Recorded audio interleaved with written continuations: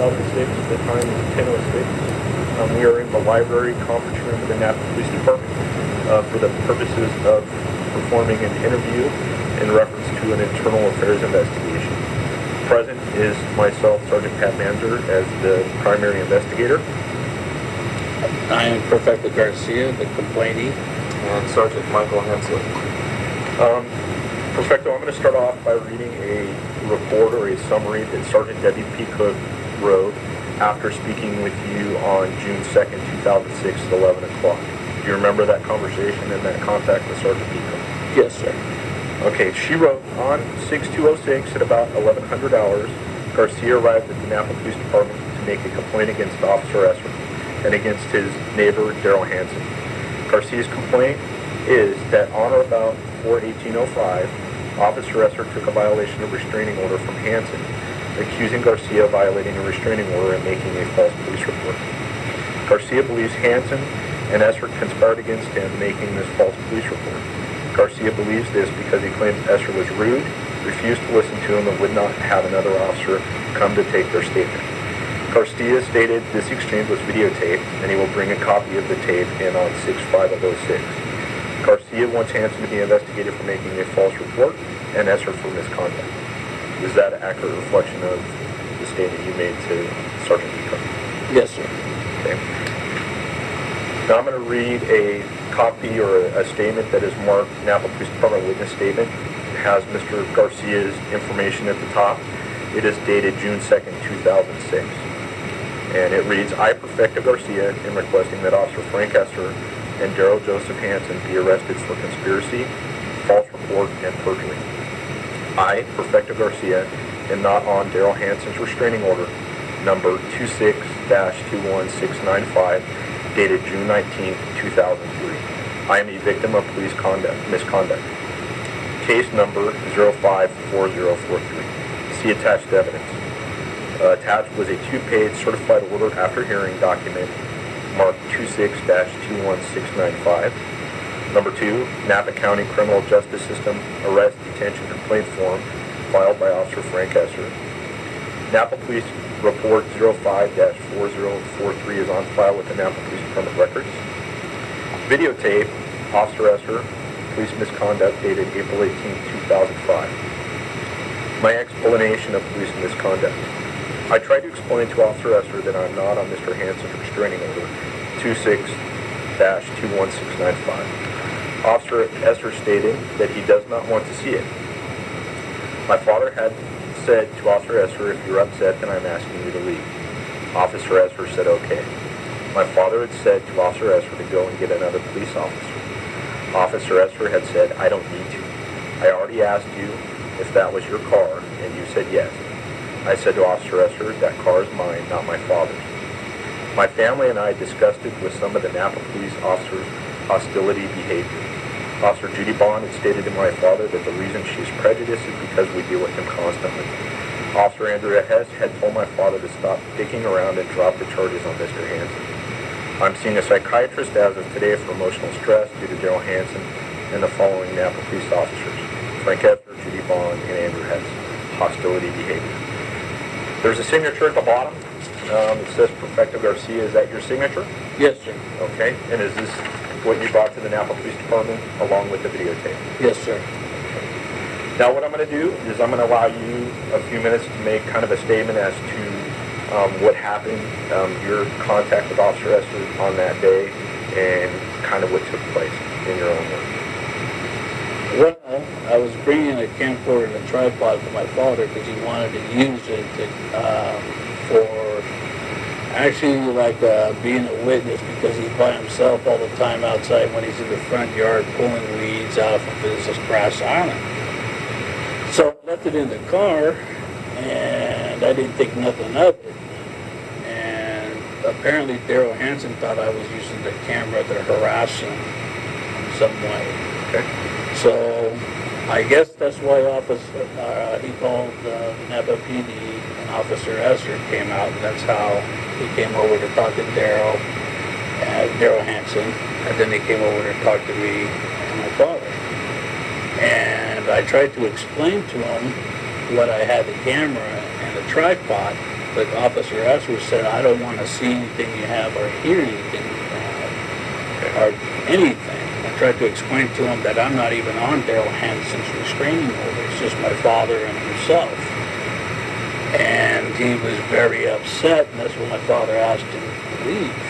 If you're upset, then I want you to leave. He says, okay. And then my dad had tried to ask for another officer that could come out so we can explain what was going on. I was going to explain to the officer that I have paperwork that says that my name's not on Darrel Hanson's restraining order. Okay. So he took off, and he was very upset. And I feel like my civil rights were violated from this officer without letting me say what I need to say, and I probably would have never had these charges against me. And then I had to go to the district attorney.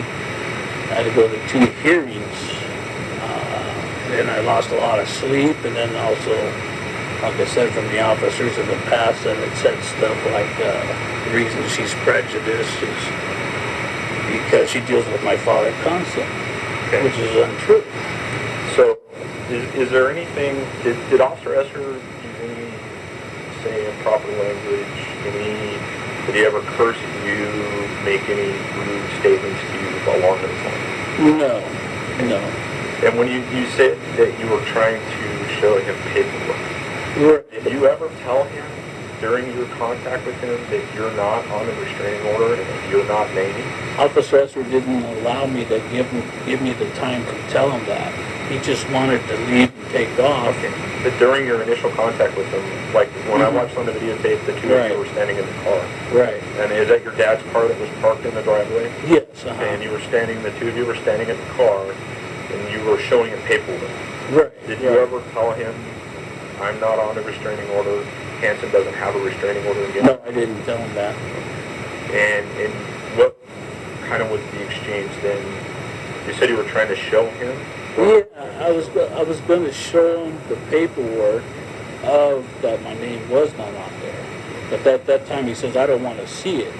And then that's when my dad interrupted and said, okay, if you're upset, I would like you to leave. And then that's when he decided to leave. And then that's when he made the statement that he goes, I got everything. It's your car. And then I turned around and told him, it's not my father's car. It's my car. And I explained that twice. I said it the first time I came down the stairs on the video, that car belongs to me. And for some reason or other, he kept thinking it's my father's car. And did he make any statements to you, I'm going to get you, I'm going to, anything like that would lead you to believe that, he had any sort of, I guess what we could call it maybe as an axe to grind, some sort of vendetta against you, anything like that would lead you to believe that he was out to get you? No. Okay, he never threatened you or made any... No, he didn't make any threats to me. And at the very end of the videotape, there was a conversation between Officer Esser and your dad. Mm-hmm. And do you know what was said during that conversation between Officer Esser and your dad? I barely heard it myself, what they were saying. They were talking about something, but from where I was at and trying to gather the paperwork and everything, I didn't really hear their two-way conversation. And did the contact end on a negative note as far as was there any pleasantries exchanged, or was it still an environment that you would have considered maybe hostile and maybe... Yes, to me it was left like a hostile environment type of a thing. And it just reminded me of the past police officers that had hostility. They talked to Mr. Hanson first, and when they come over to talk to my father, they just jump all over his case. Have you ever had any prior contacts with Officer Esser?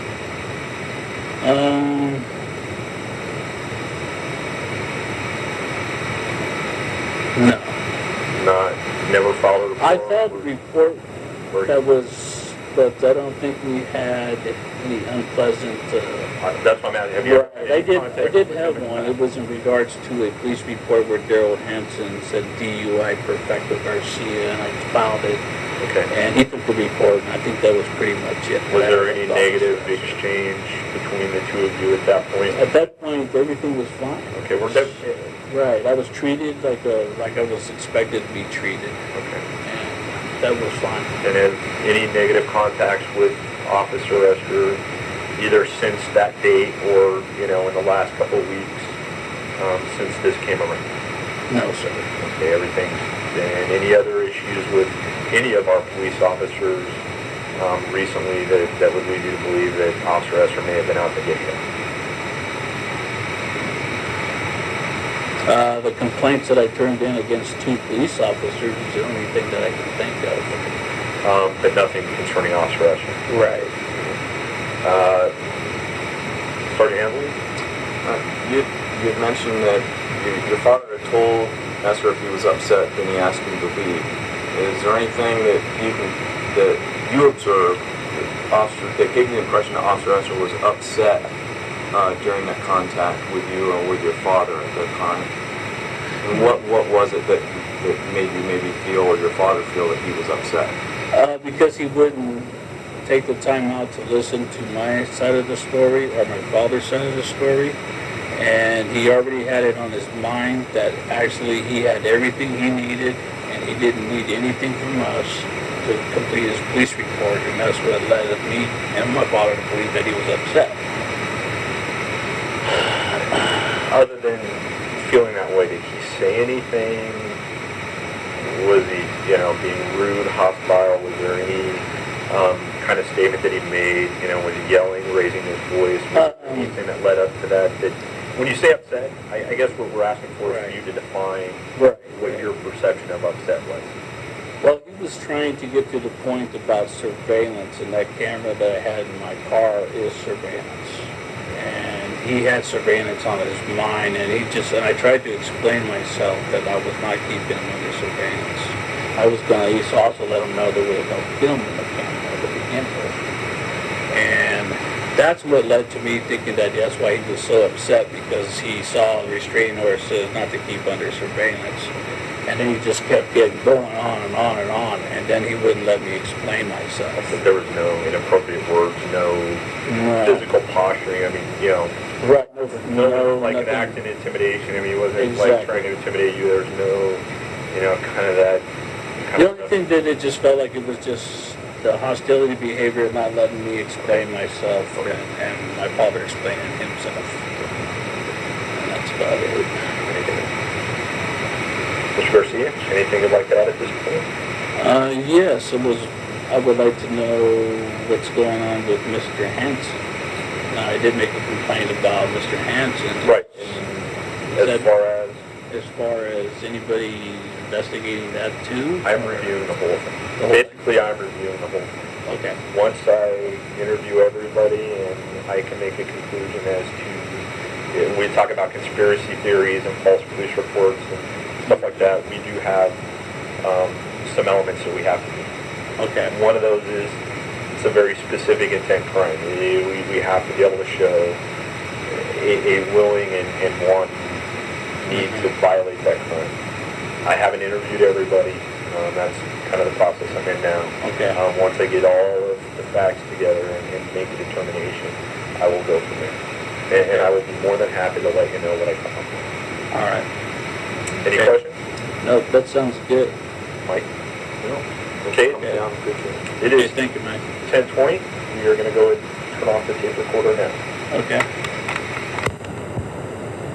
Okay, it's June 20th, 2006. It's 10:28 hours.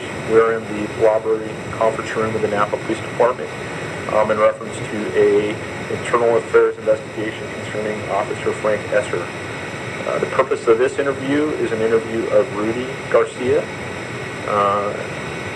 I'm Sergeant Pat Manzer. I will be the primary interviewing investigator. Mr. Garcia? Yes. Just state your name. My name is, people call me Rudy, but my real name is Rudolph. Okay. And I'm with an old Hawaii Garcia. Okay. And Sergeant Michael Hensley. Okay, Mr. Garcia, on April 18th, 2005, Officer Frank Esser came to your house investigating a violation of restraining order. Do you remember that incident? Yes, yes I do. Okay, can you tell me in your own words what took place that day in any conversation you may have had with Officer Esser? Yes, I was in the driveway, my driveway, working on a lock to my gates. Okay. And at the time that I was working, I didn't know that there was a police officer on the street, sidewalk. Okay. And he came to talk to me. I heard his voice. I turned around. There was a police officer in uniform. And he wanted to know if a car that was south from my residence was mine. And I turned around and he pointed at the car. And I said, no, it belongs to, I believe I said, no, it belongs to my son. Just pointed directly at his car. Okay. So at that time, my son was coming down the stairs or was somewhere in the front lawn. And he said, no, that's my car. What do you think? It's a nice car, isn't it? Something like that. Okay. And I had some screws in my hand, and I put them on top of the car that was in the driveway that was mine. And I wanted to know exactly what was going on. I didn't know there was a police officer there. And he said something to my son about, is that your car that's got a, I think he said something about a camera or something like that. And the police officer looked, I had seen him before, and he looked to be very, very nervous, very upset to me. More like not upset, but kind of mad-like. Okay. You know, his impression, his looks to me, and he was talking to my son. My son was being friendly towards him. Okay. And he said something about he had a clipboard with him. And I was still putting screws that were rolling off of my car. I was still putting them in on the trunk, on the back of the trunk. And he was more or less very, very demanding on, that's your camera in that car? And my son said something, yeah. And he started to say something, don't you know, something like, let's keep it, I believe he said something about the person that lives there under surveillance, or something like that. This is called surveillance, you know, and he pointed at the clipboard. Well, my son don't read without his reading glasses, and at the time I didn't have these, and the ones that I have were with screws, they're not for reading. Right. Fine print or small print. So he didn't have much time to explain or have perfecto, my son, explain to him what the deal was with a camera in the car or the car. Okay. And he just was very upset. And I looked at him and I said, are you upset? And are you mad? And he said, yeah, I'm upset. And I said, well, then you better get the hell out of here. Okay. It is not, to my opinion, that is not the way to treat whether you're guilty or whatever. That's not the way to be. A police officer, a peace officer, right, a patrol doesn't do that. Okay. And at that time, he was already wound up pretty tight. Okay. And there was no reason for my son to explain to him. He was already, I know what I got, and he said something of that nature. And my son said something about, can I show you something? And no, I don't need to see nothing. And I said, don't talk to him, let him go. Yes. That's what I said to my son. Okay. So from then on, there was just, we were talking about the way the police officer was taking the report, whatever he was doing. And we had paperwork at the house. We had things to show him, to explain to him whatever he was supposed to get. He was not doing his job the proper way. Did Officer Esser's specific behavior, did he make any threats towards Perfecto? Did he threaten him? I mean, well, you're saying that he appeared to be upset. Yeah, well, you know, was there any verbal? Did he, you know? Didn't give him a chance. But did he use improper language? Did he, you know, give the impression or make any statements like, you know, I'm out to get you kind of thing? Or was it more of him not wanting to listen? He didn't want to listen. He was tight. He was already tight. Not enough. Okay, but no, did he make any threatening statements at all? Any improper language, use any vulgarity, anything like that towards you or your son at any time? Well, no, he didn't, because he was told to leave. Okay. If he would have stayed there, it would have said, just wait, then we'll get you what you need to know. But, Like I said, during any point in the contact, if he, I understand that you don't think he wanted to listen. What I'm trying to figure out is, was his conduct rude as far as any language he may have used, any body positioning, anything like that? 68 years old, or 67, whatever it was, at the age that I was at the time, I've been around long enough to know that he Right. was upset Okay. enough to where he could have made an arrest and made some kind of a threat, and I wasn't about to let him have that choice. I told him to leave. Okay, and when he was leaving, I watched the videotape. The two of you had a conversation there at the end of the sidewalk right out in front of your house. Was there anything during that contact with him or during those intervening minutes, because it weren't picked up on audio? I couldn't really hear what was said so much, but it seemed to me that when you parted ways, it was not a negative contact. It was, he could be heard telling you to have a nice day. He's walking off. Did he say anything to you at that point that would have led you to believe that, or that you would perceive as a threat or anything else along that line? Yeah, well, he did. He said, I was on the side, he was leaving off. And like I said, I didn't know he was there. I'm talking about at the very end. At the very end, At the very he was end. walking away. And before, I should have said this earlier before the conversation, there was an ongoing investigation from the day before with another officer that had been there regarding that same situation. And I had said something to him, and he says, I don't need to talk anymore or whatever. He says, I got what I got. And I just figured, better keep my mouth shut. Because this guy, in my mind, I thought he was wound up too tight.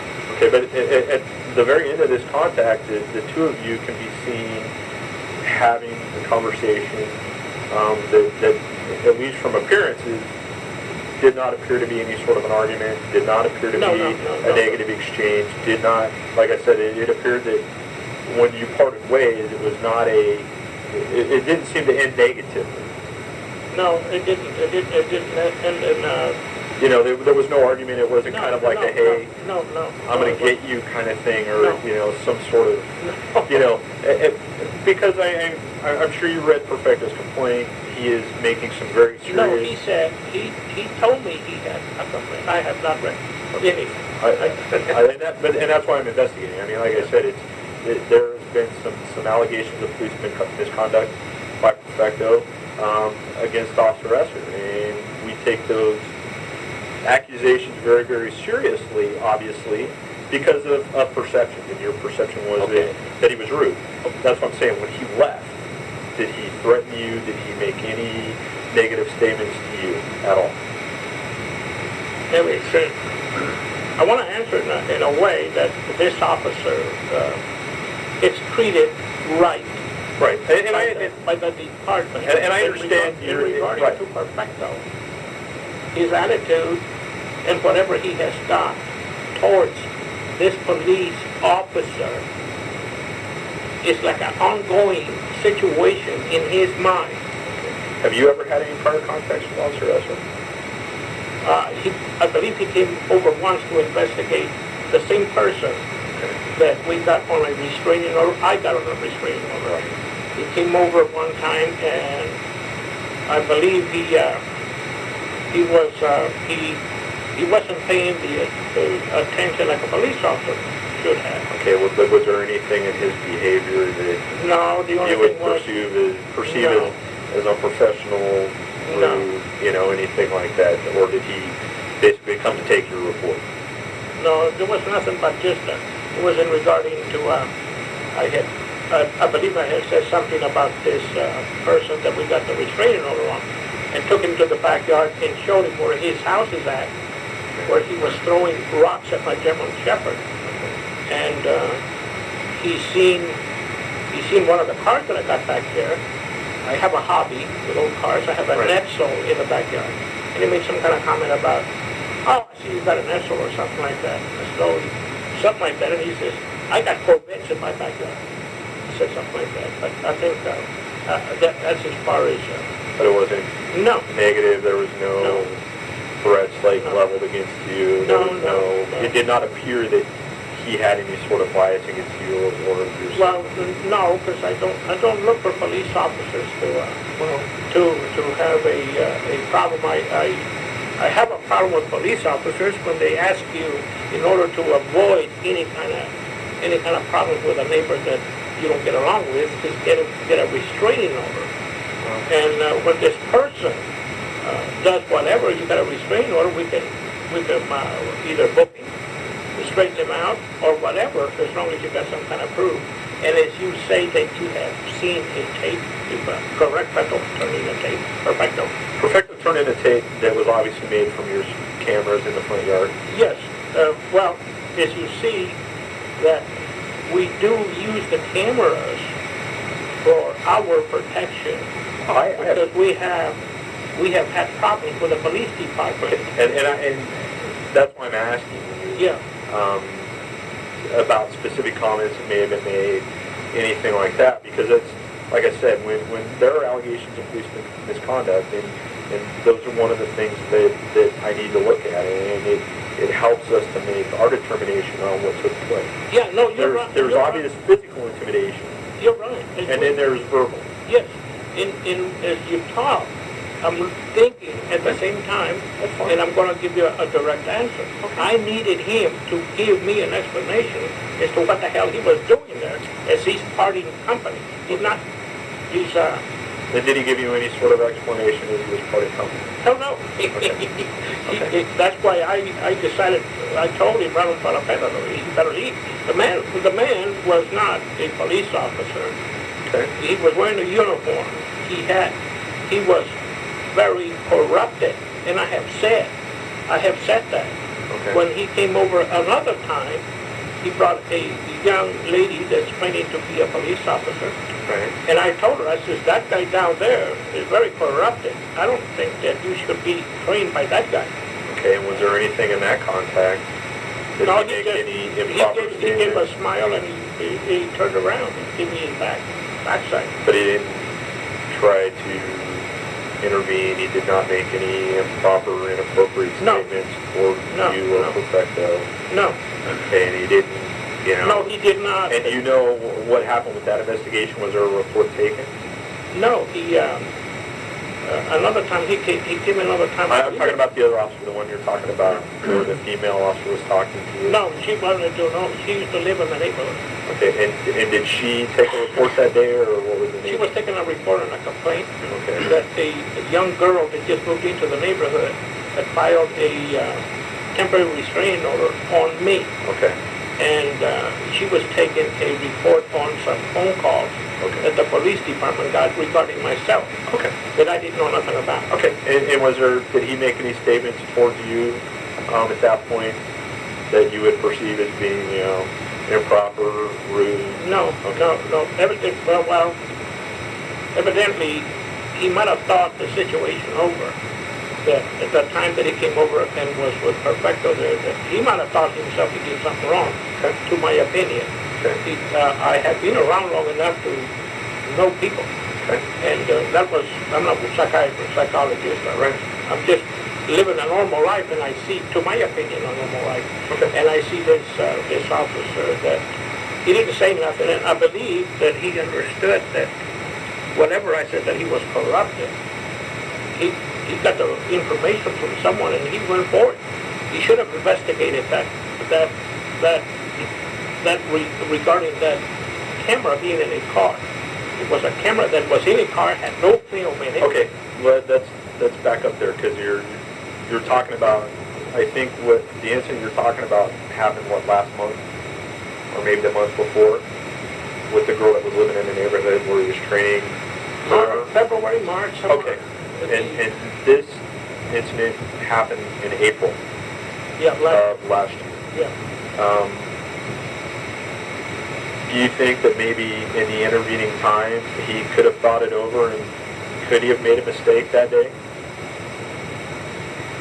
Officer, I mean, is it possible he was having a bad day? I'd like to answer that. It's kind of hard to answer. Well, I mean, I'm asking you. You tell me. You and me, we both have bad days.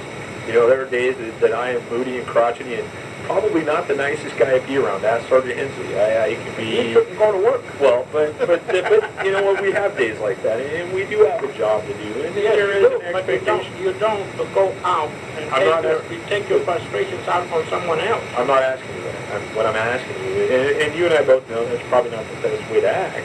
But is it possible he could have had a bad day? Well, if he did have a bad day, he doesn't have any business being a police officer. I'm not asking you that. I'm asking you, is it possible he could have had a bad day? Well, okay, maybe.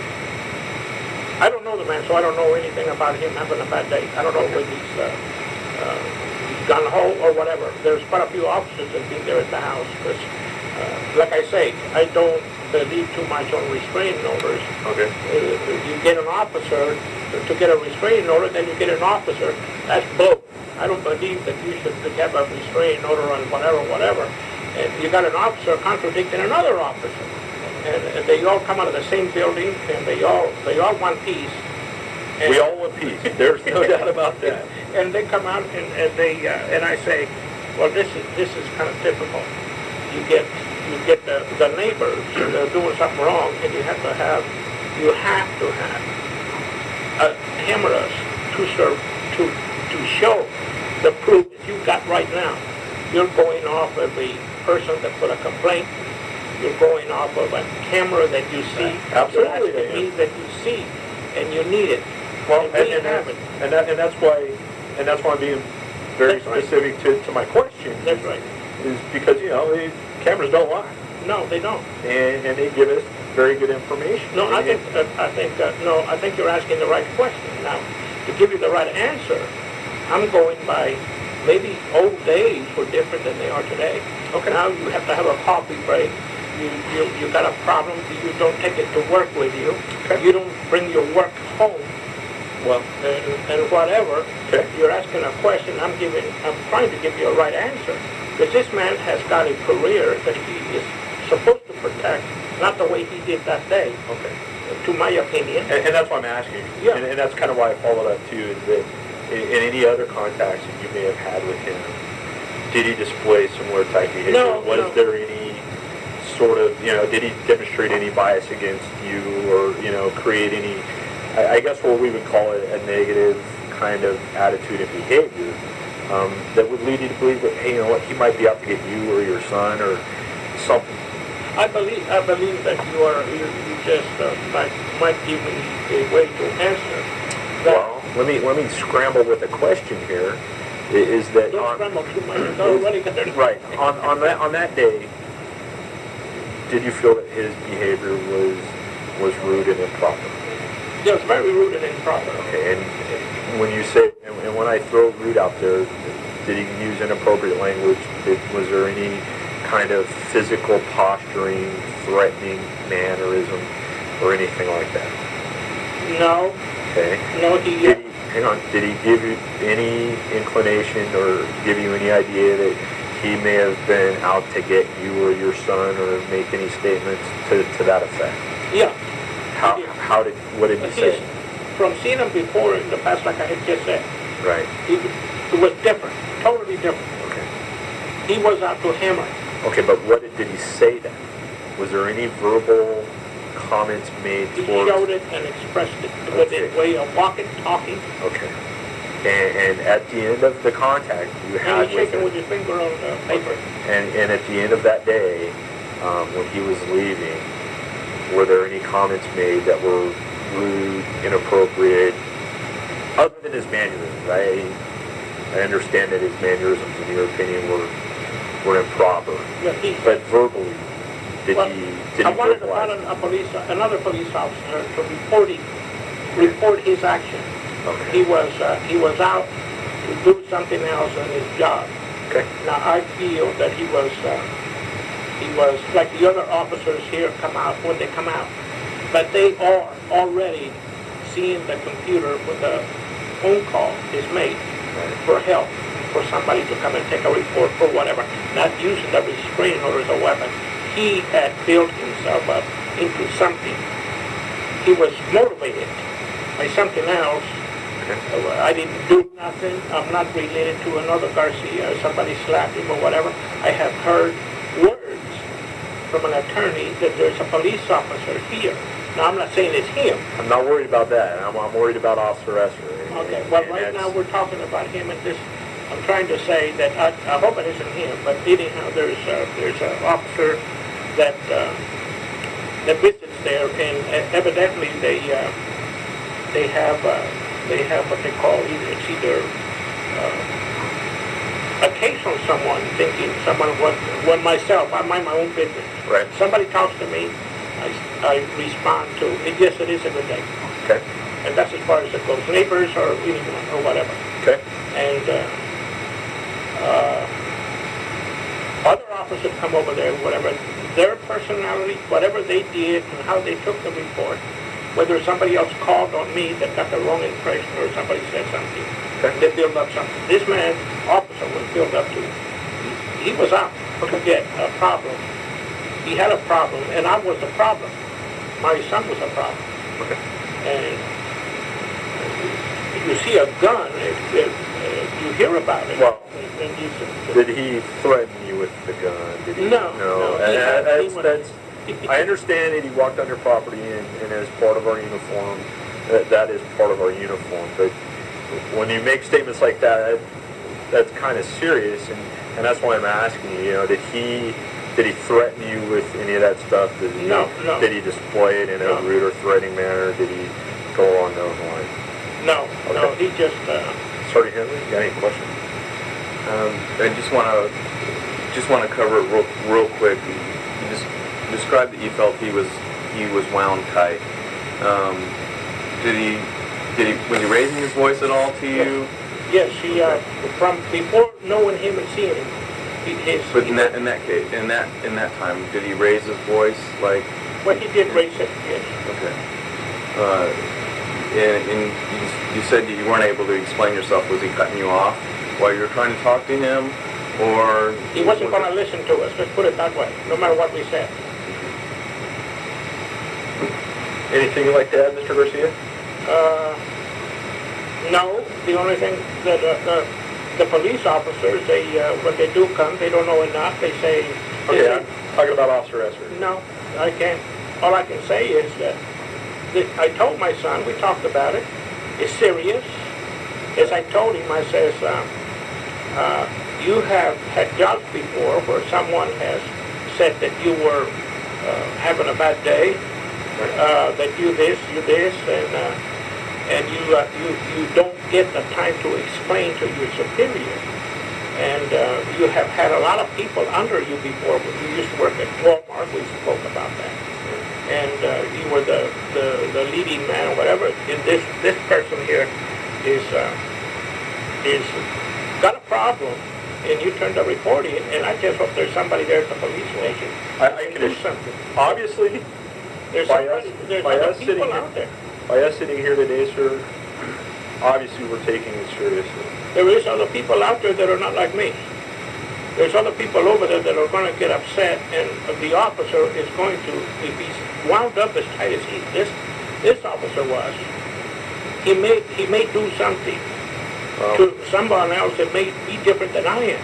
Well, let's hope that does not come. And like I said, we are taking, obviously, that incident specifically very seriously, or we wouldn't be sitting here today. I mean, if somebody has a complaint, do we not have a duty to investigate it? Yes, you absolutely.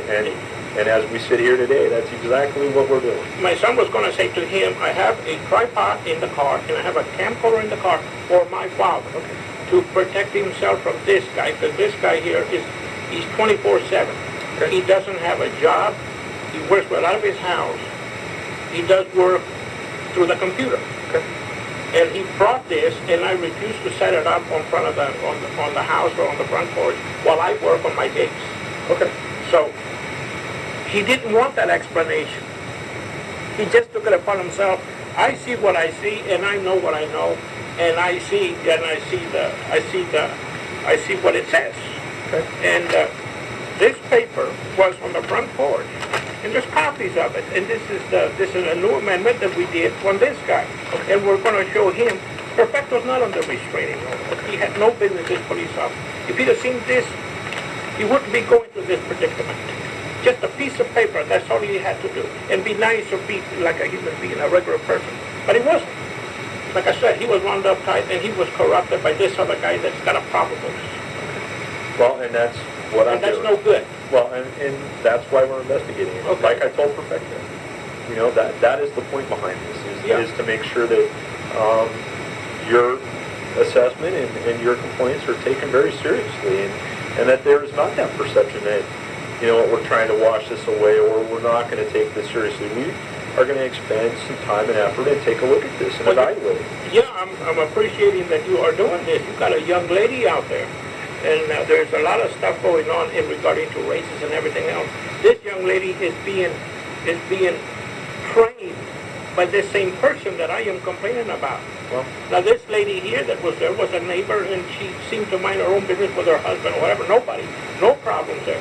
Now, if she's going to be a police officer, she's going to be trained by someone that's a Jekyll and Hyde.